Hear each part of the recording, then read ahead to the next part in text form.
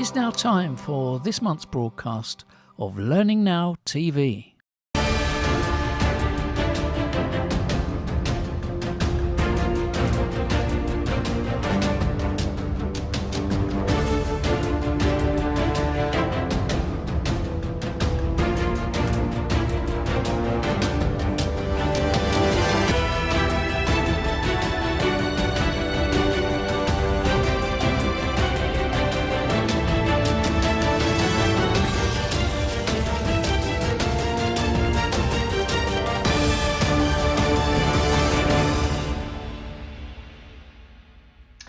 Welcome to the first Learning Now television of 2022. Christmas already feels like a long time ago, and we are already several weeks into this year and back with a bang. Thank you for being with us today. Nigel, who have we got on the show to start us off? Well, the bang begins with Kevin Yates. Kevin Yates is the learning detective, and he's never been on the program before. He's a very well-known L&D practitioner in the US, and I'd like to make him more known everywhere else. So good interview with Kevin. Martin Cousins is talking about a new report, this time from the Learning Trends from the Open University. They produce it every year. And because it's the Open University, they've got a slightly different slant to the one that most reports take when they talk about trends. So it's well worth listening to. And then good old Robin is back looking at McKinsey and looking at how you embed behavior change as a result of learning. And he shares with us a McKinsey 3x3x3 grid. So the mind boggles, Kate. Sounds like a good one anyway to get us started. Enjoy the show, everyone. Yes, enjoy the show.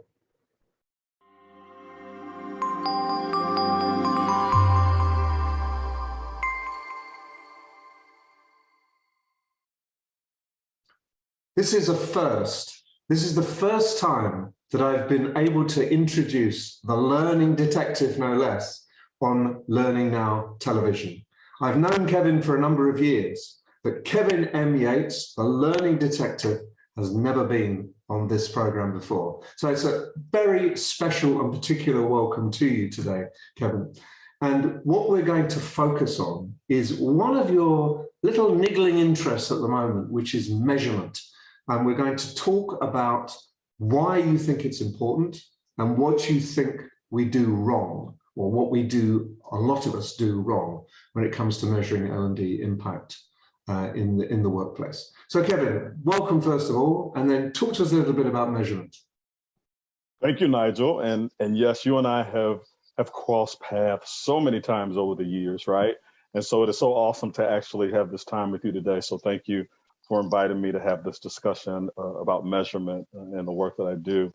And so, Nigel, to answer your question, why is measurement important? Why should we be thinking about measurement? Why do we measure as training, learning, and talent development professionals? I think it's critical. I think it's important because by measuring, we answer the question, what is the impact of our training and learning solutions?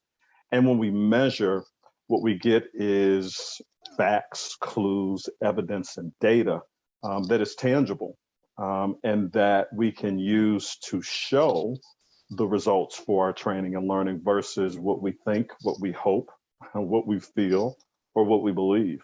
And so when I think about my work as an L&D detective, the essence of what I am looking for when I investigate impact and investigate results is the facts, the evidence, and the data that shows the extent to which our training and learning solutions are measurably influencing human performance, behavior, actions, and habits. And so that's why I think it's important for our community, for the L&D community, and for us as a profession. You're talking about measuring tangible impact. You're not talking about frilly stuff, whether we like it, whether it's attractive, whether the materials, we're talking about changing people's behavior. Am I right?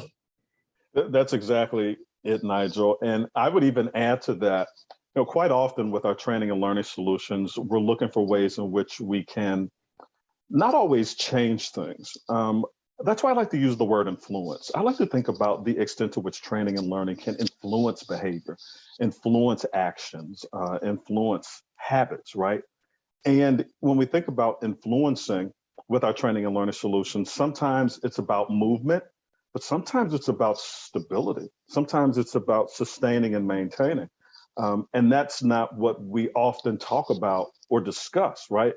We are very focused on the extent to which our training and learning solutions can change something. And that's okay, because quite often that is the goal. The goal is to change something up or down. Equally important, Nigel, I believe, is the conversation around the extent to which our training and learning solutions are sustaining something or maintaining something. There are instances where we don't always need to move the needle, but we need to keep the train on the track, Yeah, right? So I absolutely think right. that, Yes. so I think that it's important to give equal consideration to how training and learning is changing something, but when needed, how it is maintaining or sustaining something. And so when we measure the influence of training and learning, we can be thinking about measuring for the extent to which something changed or for the extent to which something remained the same when the intention is for something to remain the same. Hope that makes sense. It makes absolute sense. But it's also true that if you want to maintain and sustain, sometimes you have to adjust the way you do things so that you're developing people to be able to maintain or sustain, or you're developing people to be able to manage massive systemic change. It just depends on the context. And I think that's another word that you and I dearly love. What do you think that the big trends moving forward in measuring impact are? Do you think things are changing, or it's just we're getting better at doing something we've always done? How do you see the scene at the moment? Yeah, so, Nigel, answering the question, why do we measure? I think for me, the answer is pretty simple, and that is if we don't measure, we don't know, right? If we don't measure, then we are working in supposition or hope or ambiguity or uncertainty. When we measure, we get tangible evidence for the answers to the questions that we are asking. So when we're asking questions about the extent to which training or learning in combination with other variables and other drivers changed something or maintained something, when we measure, we get the facts and the evidence for that, as opposed to, well, I think things change, or I believe things change, or it looks as though we sustain something. So we want to move away from the supposition and from the ambiguous and the uncertain to having the evidence that answers that question: did training and learning fulfill its purpose, right? And I talk a lot about fulfilling purpose now, because as an L&D detective, and the L&D detective work that I do is really determine the extent to which training and learning fulfilled its purpose or what it was intended to do. Answering that question, what is the impact of training, and measuring the impact of training, it is no less important than it ever has been. I think that there is greater prioritization for getting the answer to that question. And I think that that's just a result of the evolution of our profession, of the L&D community and the L&D industry. I think that we are really laser focused on wanting to ensure that for what we do, it matters. And we do it in a way where we're determining the extent to which it matters is measured, right? And we're using facts, evidence, and data to determine the extent to which training and learning is doing what it's intended to do. And we're accountable. I think that's very important too. We're not just sat in the corner and no one really notices us and we just get on and do what we want. We're accountable. And that has been difficult, I think, for some people to adjust to the fact that they're accountable. And but I think we're moving into a world where there's a realization that we should be accountable. It's necessary. So facts, evidence, and data. Measurement. What facts, what evidence, what data? Where do you see the lines being drawn? So for me, Nigel, when it comes to what does facts, evidence, and data look like as evidence for the impact of training and learning, I like to anchor our training and learning solutions onto a measure or metric or KPI that matters to the business, right? So here's what I mean by that, Nigel. Undoubtedly, consumption and utilization data tells a story, right? So when you think about how many people completed the training, how many training courses did we offer, what are the different modalities through which we offer training and learning, right? So that's consumption and utilization data. And that data matters. It tells a story. But the question, Nigel, is what do our stakeholders, senior leaders, and executives really care about when it comes to facts, evidence, and data? And I think that what they care most about are the KPIs and the metrics, the goal metrics that they are being held accountable for, right? Yeah. They're interested in seeing how training and learning, along with other drivers and other variables that are supporting achievement of a goal or driving a KPI, they're interested in how training and learning is part of that overall solution to achieve a goal for whatever the goal is for a organization metric or an organization KPI. And I am focusing on that because when we have an organization goal or metric or KPI as what I'll call our North Star, then we are aligning ourselves and our training and our learning solutions to what matters most to our business partners, our stakeholders, and leaders, right, within the organizations that we serve. And to that point, Nigel, and I've touched on it a little bit as I've described this process, I've not, in my 30+ year career, Nigel, and I know that I don't look like I've been in the game for 30 years. I'm just I would have thought 30 months. That's what, if you'd have asked me. Well, what I know based on the amount of experience that I've had, and for as long as I've been in the industry, is I have never, and you tell me, Nigel, if you have, I have never seen an instance where training and learning by itself has helped the organization achieve a goal. I have seen instances where training and learning is part of the winning solution, right? So when we think about measuring the impact of training and learning, not only are we thinking about how we isolate the impact of training and learning to show how it drove a goal or helped to achieve a goal, we got to be thinking about everything that helped the organization achieve a goal. Because when we measure the impact of training and learning, Nigel, what we're really trying to show, which I believe is equally important, we're trying to show what happened because of training and learning. And at the same time, Nigel, we're also trying to show what would not happen in the absence of training and learning. I think that it's equally important. I completely agree with you. But what you're also saying is, and I 100% agree with that, the actual criteria for measurement are held in the business. It shouldn't be something that you do in isolation in L&D. You're negotiating with the business. And I love the phrase roughly reasonable data. When the business is happy, you're happy. You're not saying, oh, we've got to go to the nth degree of analysis, or there's a couple of little bits of evidence that should satisfy you. It's when the business is happy that the team has delivered. All of us together have delivered something. It's a holistic process. Let's just transition a little bit. We've talked about L&D holistically in the organization.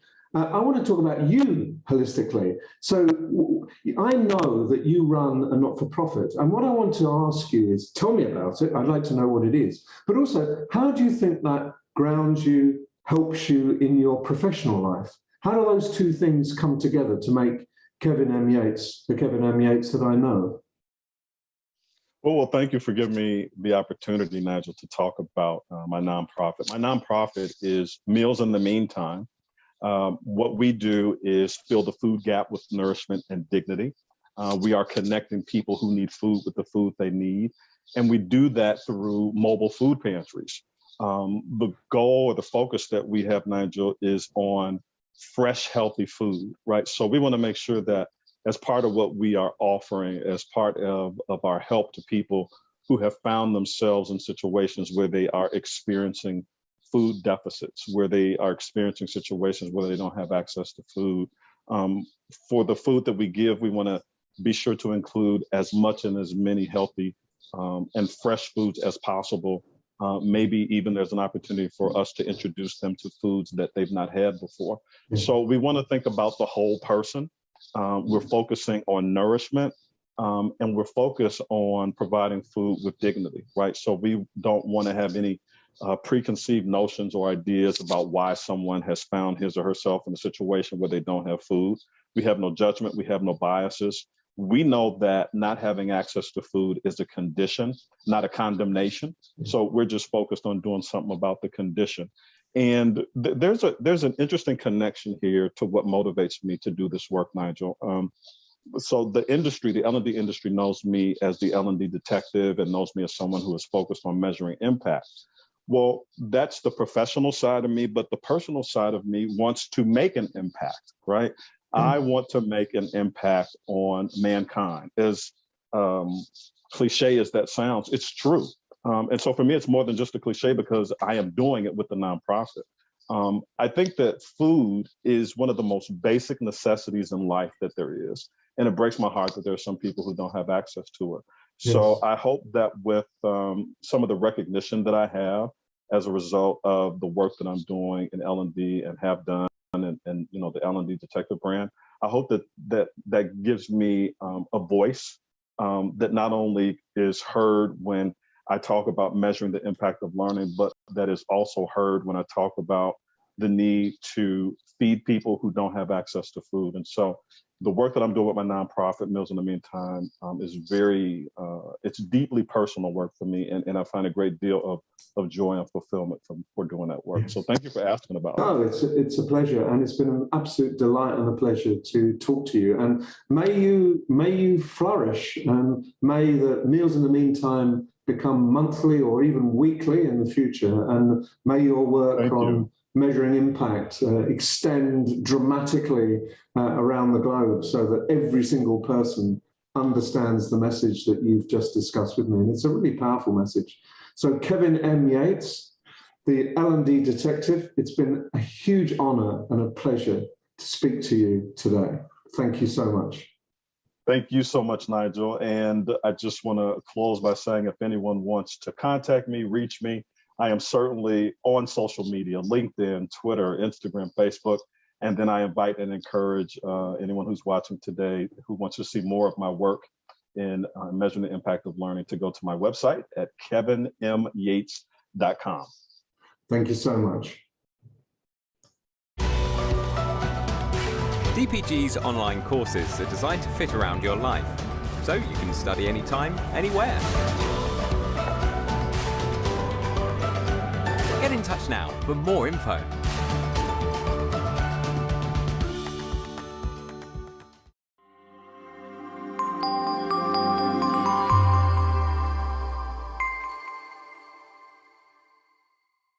Every program, we try and include a little segment of the LNTV News Bulletin with our friend Rob Clark. He shares what's moving and shaking in the L&D industry, and there's always something moving and always something shaking. So thanks for doing that for us, Rob.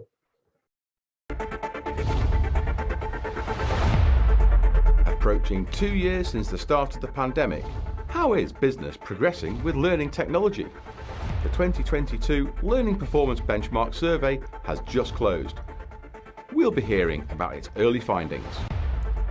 Will 2022 be the year when virtual reality finds its way into mainstream learning and development? We've got the latest market statistics. Compliance learning. Nobody wants to do it, but everybody must do it. How do we get this right? We'll put this to experts. The start of 2022 saw a host of acquisitions in the learning sector, including some well-known brands. We've got all the latest.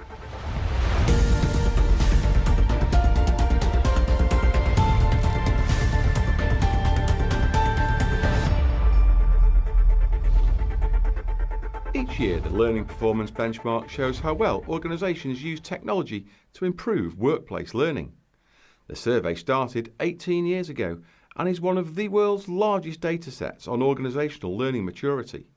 Apart from the very kind of obvious uptake in technology during the pandemic, I think what we're seeing is an increasing rapid shift to online learning. That is continuing at pace. It's been exponentially accelerated, actually, in some of the early data that we're seeing. This is also reflected in the percentage of formal learning that is delivered using e-content or virtual classrooms, which is at the moment, according to the data that we're pulling through, but we won't be able to say for sure until we close the survey. But at the moment, it's forecasted to jump from 50% in 2021 to 64% in 2022. There is also a clear shift in how content is delivered, in particular leadership and management skills. Over 90% of organizations provide some form of leadership and management skills skills as part of their L&D portfolio now. So it's growing. While we witnessed last year a decrease in leadership and management skills delivered face-to-face, our preliminary data analysis of 2022 data highlights more of a decrease in this area. So face-to-face L&D management skills being delivered is going down, it's decreasing. Two other noteworthy trends are a 4 percentage point increase in learning content being developed in-house and a decrease in the number of L&D people in a team, which is quite interesting for us as a profession. The use case for virtual reality in learning and development is increasingly understood, and for some, increasingly appealing. However, the use of virtual and extended reality in L&D outside of some great examples seems a little limited, and as yet, VR has not fulfilled its promise for learning. What's holding it back? Or is this view out of touch? A new report from HP and Corinium suggests the use of virtual reality in learning is increasing. But there is a lot of interest, and I think that the technology has really advanced to a point where a lot of these use cases are really becoming a lot more viable. Having said that, you know, we're not there with mass adoption yet. So I think we're seeing a lot of interest, you know, of the respondents, the people we spoke to who have not yet adopted VR. 31% of them said that basically they're happy with the status quo. They found what they're doing is working well enough. Another quarter said that adopting VR was too expensive at this time for them. And just less than a further quarter said that it's too complicated. So I think it's fair to say that the organizations that are making extensive use of the VR at the moment are still early adopters, but there is a lot of interest and a lot of development in the sector. Compliance-based learning has never been as important. Organisations face more regulation and increased risk of litigation, potential problems with customer trust if things go wrong. In the past, compliance learning strategies have failed to inspire and often don't sit well with other, perhaps more exciting learning programmes and new cultural directions that businesses are pursuing. Research shows workers find compliance training boring, yet they want to follow rules. Compliance, as I'm sure everyone knows, is a really tricky area, compliance-based training especially, and companies have been enduringly struggling with this. And now, perhaps more than ever, organisations face a bewildering thicket of regulatory activity and increased risk of litigation and liability, and the threat of long-lasting damage to the customer trust. But in the past, the strategies for approaching compliance have often failed to address the critical ethical component. And that's just the start of it, really. We've been working remotely and kind of away from the office environment. There's this kind of, it's created this environment of non-compliance, or the risk of non-compliance. You know, we feel disconnected. You hear a lot of this in the news at the moment, feeling disconnected from the workplace. And you're kind of also disconnected from the compliance culture. And we need to kind of rethink and reestablish what this means within our organisation as we move into kind of this new hybrid kind of working. Learning News has reported on 5 significant acquisitions in the first 2 weeks of January alone. First was the Spanish e-learning provider NetX's acquisition of Virtual College, giving them a strong new foothold in the UK market through Virtual College's wide and established customer base. The new combined business will turn over around 17 million in 2022. On the same day, Walkgrove announced it was acquired by Nordic region's largest provider of digital courses, Semcon, as it too eyed expansion in the UK. Another to invest in the UK market is 360 Learning. In October, it announced an investment fund of $200 million for growth and upcoming acquisitions, and earlier this month made the first of these when it acquired UK LMS vendor Loop. Learning Pool has announced the acquisition of New York-based adaptive compliance tech business TrueOffice. It predicts where compliance risks are running high and uses artificial intelligence to target learning interventions to mitigate them. The technology will be integrated into Learning Pool's Stream LXP, where it believes it will have a significant advantage over LMS-based compliance solutions. There's more on Learning Pool and TrueOffice on Learning News, along with more on each of the acquisitions featured. And there's an interview with myself and Fiona Letney talking about the structure of the UK market and all of the change that's happening. And of course, there's more on all of the news stories featured in today's bulletin, with full-length interviews with all of the people I've spoken to. Thank you very much for joining me today. See you next time on Learning News.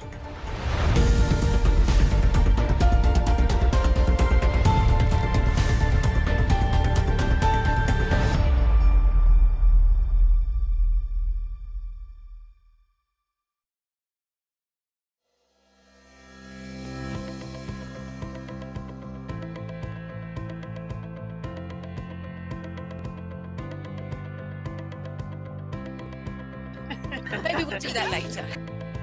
Hey, so you can see this is just like using a whiteboard in a classroom.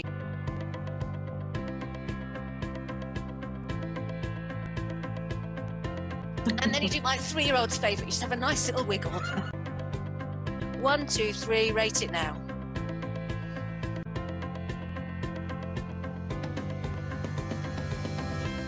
A really quick question, you might want to answer this later.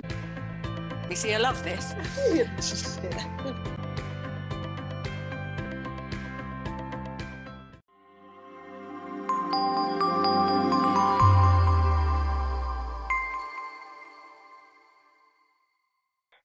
Next, it's time for our regular slot with our friends at the Charity Learning Consortium. The intrepid Michelle Parry-Slater is out and about, or not out and about, as the case may be once again, but talking to World Vision about the children's charity, about how they're making content more inclusive.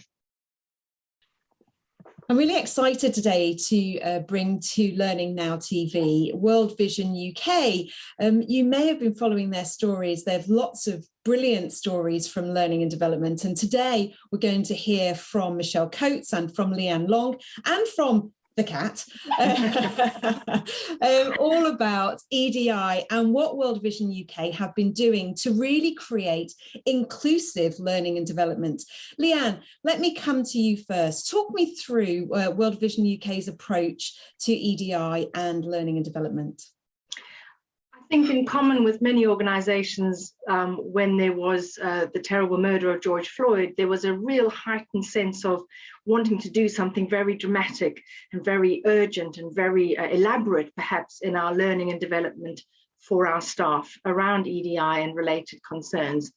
But as we've reflected on that, we've realised that really, if you really want people to change and transform and take on new ideas, it can't be a one-size-fits-all sheep dip approach, that a program can't just be thrown at people, that you really need to take them on a journey. And that journey will be individual. It needs to come at it from a number of different angles, because people bring their stories to it, to something like equality or diversity. And so we have rather developed a much more multifaceted program, a much more multi-pronged approach to learning and development around issues like racism, diversity, white privilege, and other quite sensitive topics. And we believe that that has a much greater sense of real success, and real success means real transformation, not just a tick box compliance activity. It sounds to me, Leanne, like you've really approached this in true spirit of the words that EDI stand for, the inclusivity and that kind of thing. You're talking there about the individual stories. How did you at World Vision UK enable people to share their stories? What did it actually look like?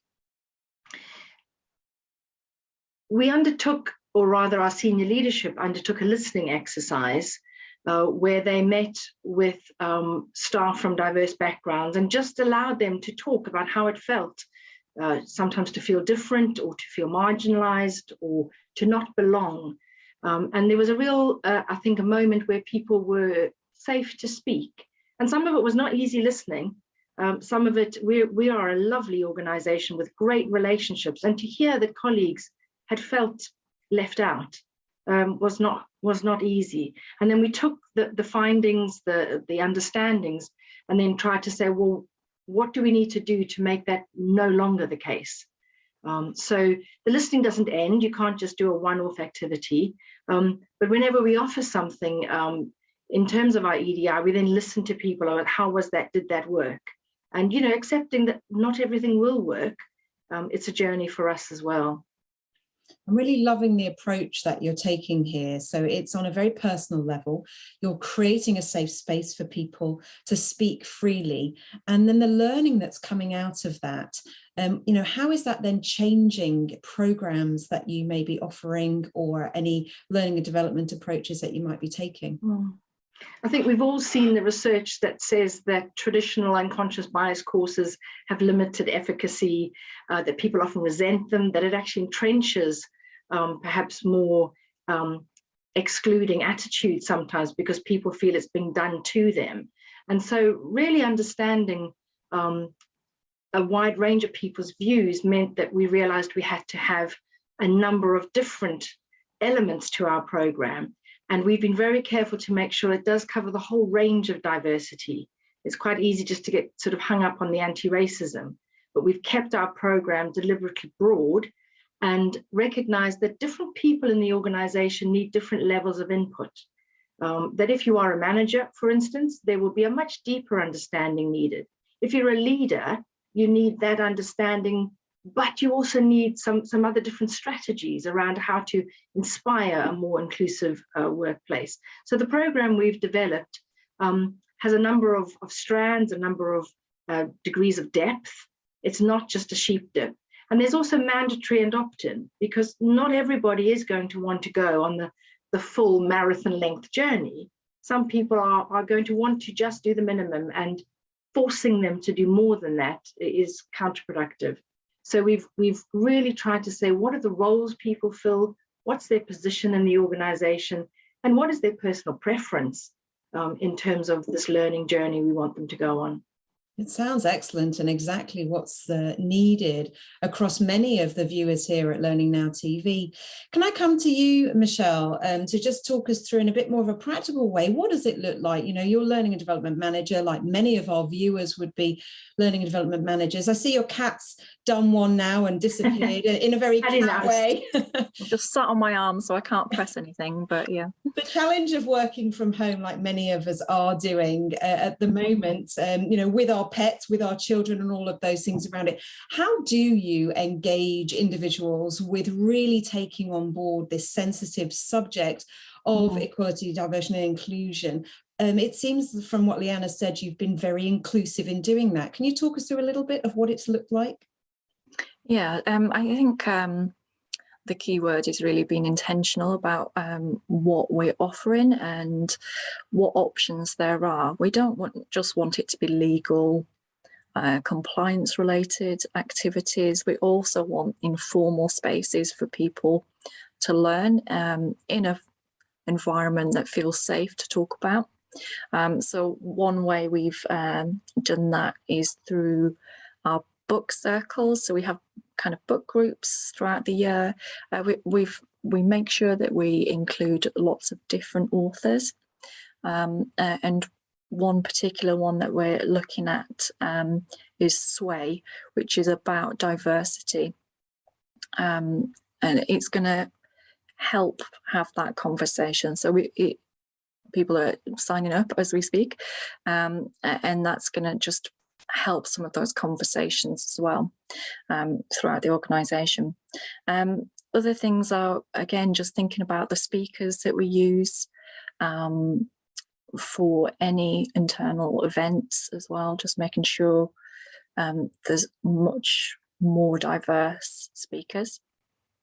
And sometimes it's having more positive stories as well, so that it doesn't, you know, feel like it's all about things that we need to improve all the time. Sometimes it's about lifting people up, and so we've had some conversations from coaches and speakers to empower people to feel that they can take that next step, and things like that. So it's also about empowerment rather than just focusing on the problems that we have as an organisation through that as well. And then smaller practical things. It's just if I'm using PowerPoint presentations on Teams or Zoom, just making sure I've got transcripts on so that you can see the words at the bottom so people can read rather than just watch all the time. So there's just different ways that people can interact with different learning events for different learning styles. And neurodiversity as well is something that we've been looking at improving access to learning opportunities as well, and giving people the option to first find out if they have a neurodiversity, because often it's underreported. So how do we make safe spaces for people to disclose that, so that we can make reasonable adjustments and support them in the learning and their workplace. So there's some of the things that we've been looking to improve recently. You really are trying to cast that net as wide as possible and create that safe space for everybody in your organization, it seems, which is a really beautiful thing to hear. Some of the tips that you're sharing there, seeing that you're working both in a formal space and an informal space, does one have more impact than another? I mean, I know you said earlier, Leanne, a little bit about the informal. Do you find that actually, your listening exercise, that was a formal exercise, but it's ongoing. And Michelle, you talked there about sort of neurodiversity. Does the formal have more of an impact or less? Shall I come to you? I don't mind jumping in. I think you need both, actually. I think, and that's not just a cop-out answer. I think that where you have formal activities, where you have recognized leaders stepping out, participating and saying things, that allows the more informal, the more interpersonal to have validity and power. For example, we have a thing called brown bag lunches, which are 45-minute drop-in seminars on our range of topics, not just EDI. But when we had an EDI brown bag lunch, we had a panel, and our CEO and one of the directors were on the panel alongside ordinary staff members, talking about their experiences. And that's incredibly powerful. And that legitimizes and catalyzes the individual conversations that then you have at a book circle, or you have in a tea meeting, or you have over coffee. I really think you need both and. If it's just formal courses, people don't allow it to transform themselves. If it's just me and my mate having a chat, it doesn't feel like it's really going to change anything at a structural systemic level. I think that's a really strong answer, actually, that balance between the two things. What I'm also hearing there is something around stakeholders, and I don't mean hierarchically, I mean everybody who's involved. The example you've given there of the brown bag lunch with the panel made up of the people who are needing to tell their stories is really powerful. I know it's something at World Vision UK that you do really well, tell your stories, and I really appreciate you coming and sharing your story with us today. So to our Learning Now TV audience, what are you doing about EDI and the agendas that need to be addressed in this current world that we live in? I think that there's lots of ideas shared from our guests today. So thank you, Leanne. Thank you, Michelle. And I'm sad we didn't get to see your cat when we were doing the little preamble. There we go. Thank you very much. Is that Hugo? Did I hear his name earlier? Huey. Huey.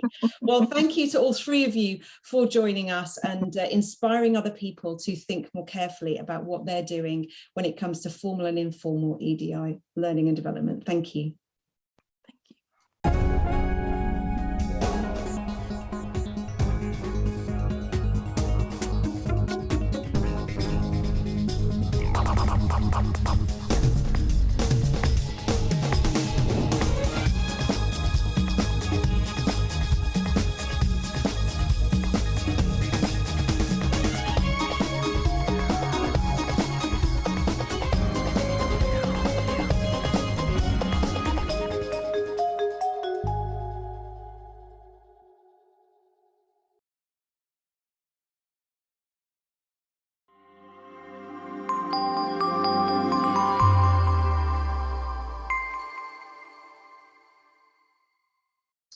Well, Robin's starting the new year with a review of some work that McKinsey and company have undertaken.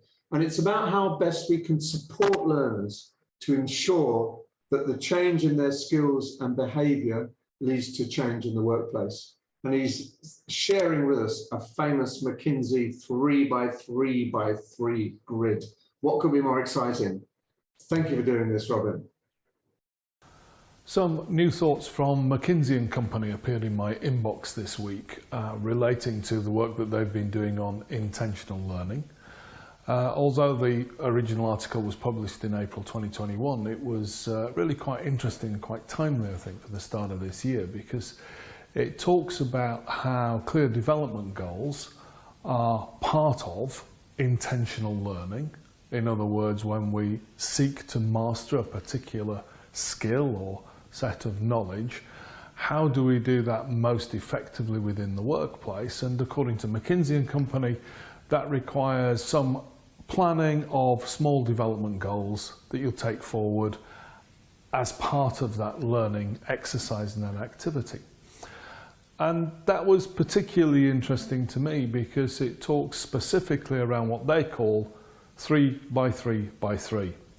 And what that means is they say you should have 3 small development goals undertaken within a 3-month period and supported by 3 other people.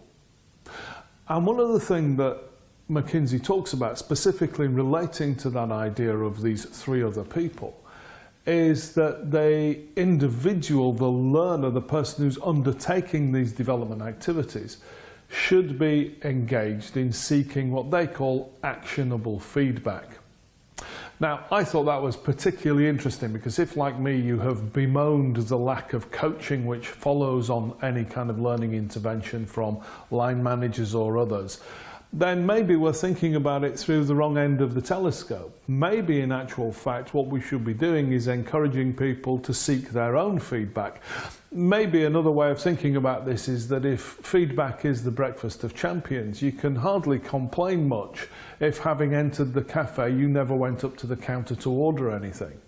So if you're still hungry for feedback, then maybe that's your responsibility to go and find that feedback, and most importantly, to demand actionable feedback from line managers, from peers and others within your organisation to support you in making the most of the development activities that you're engaged in. So the main point in McKinsey's article around intentional learning is that this, by and large, happens outside formal learning activities. But I think there are some interesting pointers here for those of us whose main job actually is involved in designing formal learning activities, courses and e-learning modules, or providing resources to support people with their day-to-day jobs. So, first of all, if there is a learning requirement, how do we ensure that there is intentionality? In other words, that people are engaged with and desperately want to master the new skills that we have proposed to them.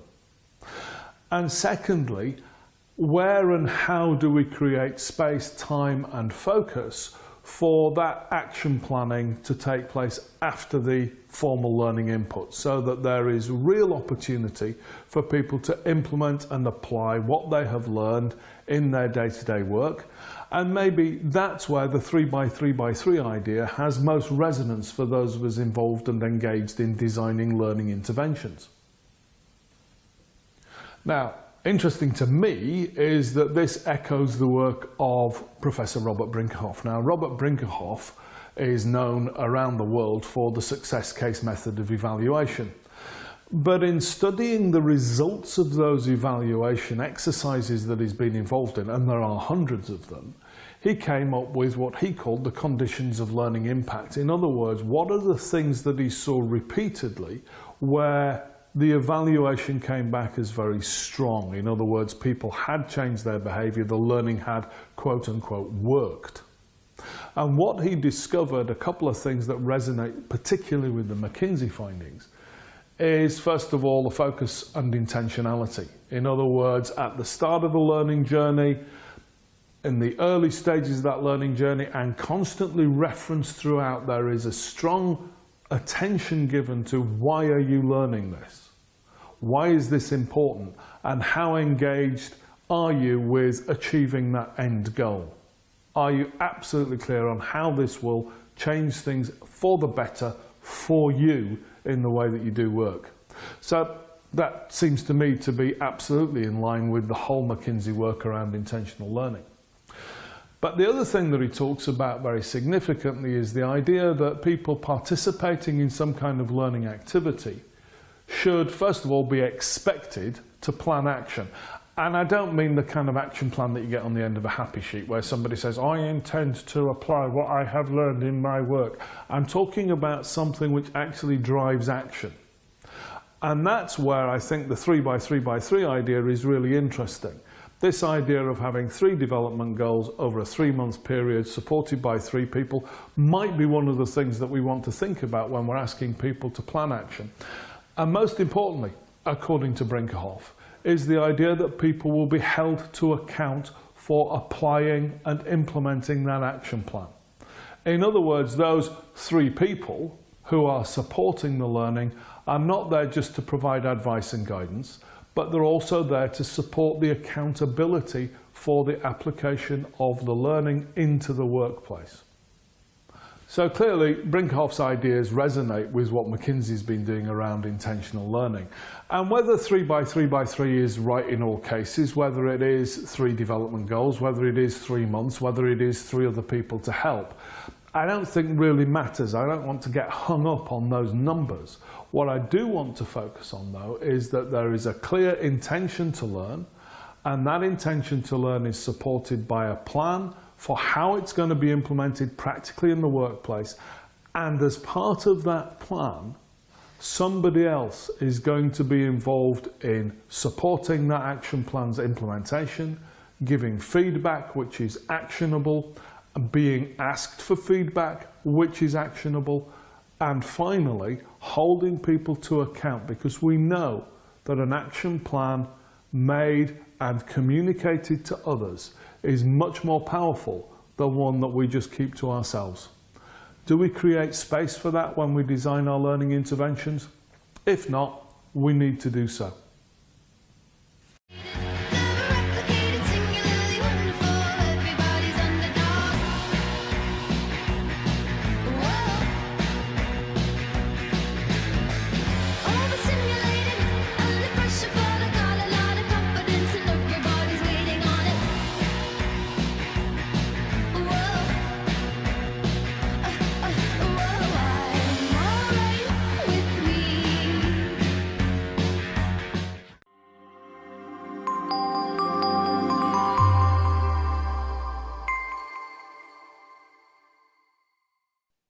Welcome to Learning Now TV's monthly research report digest, delivered to us in the capable hands of Martin Cousins.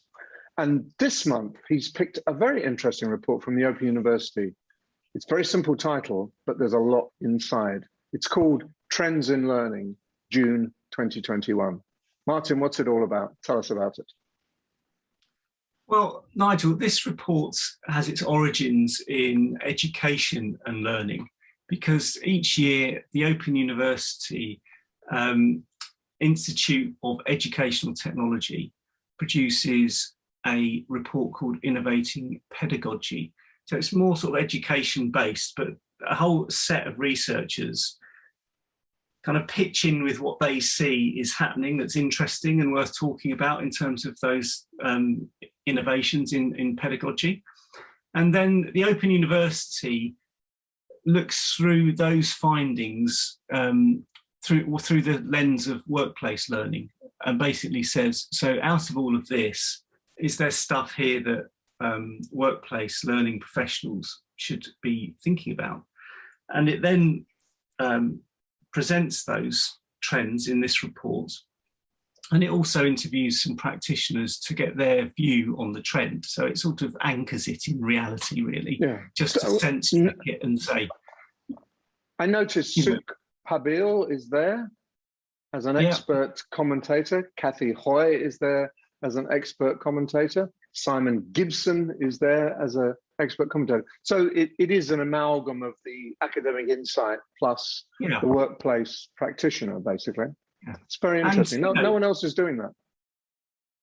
Not that I'm aware of. And some of those trends might seem a bit kind of not, they might be out of the thinking of corporates. It might be seen as slightly more educational, and in some senses those ones are filtered out. But even some of the ones that are in this report, you might think, well, is that core to what workplace learning is about? But actually it's a bit more of an exploration of things that might be worth thinking about, rather than saying this is happening, it's then got to be happening in your workplace. So I'll give you some examples. I'm just referring to my notes. So this year, some of the trends that have been pulled out are gratitude as a pedagogy. So that's quite interesting in that idea of acknowledging learning that is going to be done or is being received, and showing some gratitude around that can really help people be more receptive to it in the first place. Now, so that might be quite a simple thing to say, but would we think about that in the workplace context? Actually, this is a good thing, that we're, I'm kind of learning and developing myself in this way. I feel like I'm being supported, so I feel quite positive about that. Therefore, I'm more open and receptive to it. Is that something that we could build some, management and peer support around that? Probably feed into this, a lot of the things that you talk about around learning culture, where actually these things are seen as positive. And therefore, if they're positive, are we more receptive to them? I think it's that kind of idea. And then there's talk about in what's called enriched realities, but that we're talking about VR and AR. And I don't think anyone will argue with that. There are things like chatbots in here, which are emerging across education in various guises. And I think that's quite interesting, this best learning moments. What are this is about the conditions that enable learning to flourish. I thought that was quite interesting, actually. Yes. When people are curious, calm, and engaged with learning. And I think that's, maybe we don't think, do we think about that kind of stuff much or enough? No, we don't. We don't. We it? bang on about increasing competencies and all that stuff and not think for a second about what makes people want to learn and what makes that learning stick and what makes them want to apply it.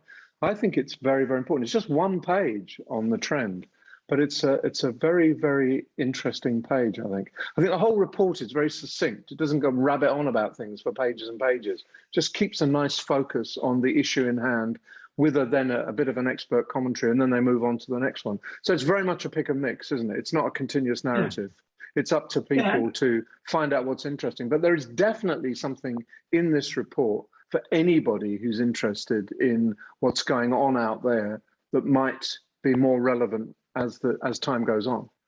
Yeah, and I think there was some sort of above the trends that have been pulled out, there's some overarching themes, which I think are also quite interesting for, drawn out of the Innovating Pedagogy report, which are social justice, well-being and authenticity.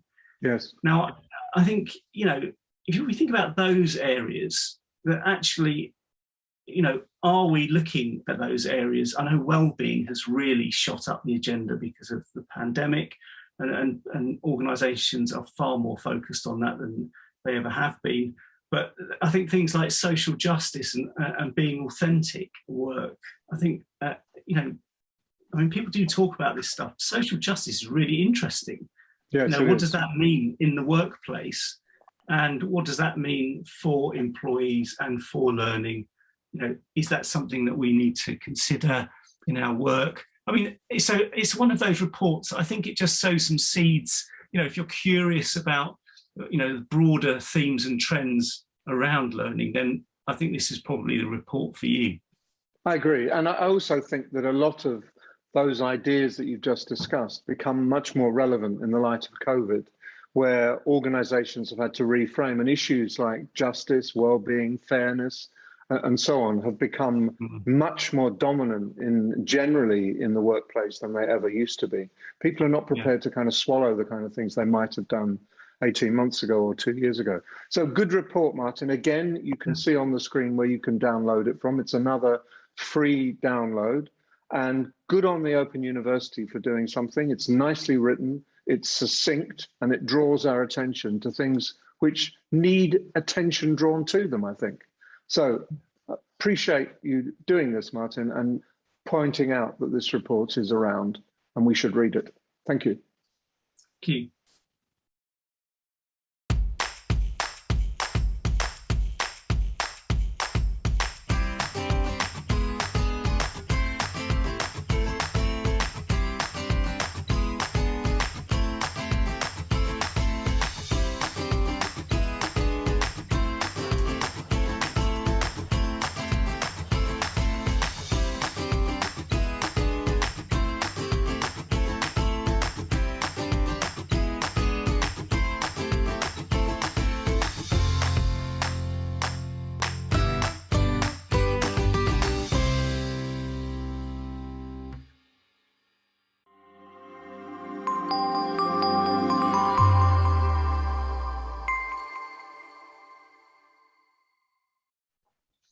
Well, time flies when you're having fun. That's the end of the show already. Some great stuff on today, though. Really thought-provoking subjects and topics and interviews to get us started for the year. Nigel, what stood out for you? Well, I thought it was a good programme for the new year. I'm really glad that we pulled it together. And the highlight for me was Kevin Yates. I really enjoyed talking to him. I think he's very wise, very thoughtful, and his focus on analytics and measurement is absolutely spot on. His perception is that this is no longer something that's optional or you can kind of get away with not doing it very well. He's seeing it as absolutely fundamental, as fundamentally part of L&D, and I can't help but agree with him. And I also love, yeah, you agree too. Yeah, I like Robin's piece as well, talking about learning leading to behaviour change, leading to organisational change. It's a very important chain link, and we should be very wise and keep reminding everybody about that. But it was a good, interesting, varied programme. Anything happening on the L&D world, Kate? There is. We have a few events as we creep out. Do I say out of the COVID crisis? She says, having just had it. But we do have some in-person events coming up. So our friends at the Learning and Performance Institute have their annual Learning Awards on the 17th of February in London. The 5th of April, very topical, is the Hybrid Working Conference, new for 2022. From our friends at the CIPD, massive talking point across almost every conversation I have at the moment. So look forward to that one. And then, as most of you will probably know, the February edition of Learning Technologies has been moved back to the 4th and 5th of May in London. And so, hopefully we'll be out of the COVID crisis. And more importantly, Nigel will be back from Australia in order to go to it. So I'm sure that's probably close to Bill's motive. I like to think, Kate, that it's because I couldn't be there in February that they moved it. I think it's got nothing to do with COVID. And even if that's completely wrong, I just love to believe that. So I'm delighted. I believe it. I don't struggle to believe it. Thank you. And then just before we go, just a quick reminder that obviously we're at the start of a new year. That, clean slate, exciting times, blue skies ahead. If you would like to take part in Learning Now Television, whether or not it's having an interview with Nigel and myself, or maybe even contributing like Robin and Hannah and so many of our other amazing contributors, just drop us a line, contact Nigel, Colin or myself and let us know how you'd like to get involved. We would love to hear from you. And we're really interested in interesting stories, innovation, things that are a bit different. So if you've got something to share with us, we're ready to listen. So thank you. And we'll be back again on the 24th of February. See you then. See you then.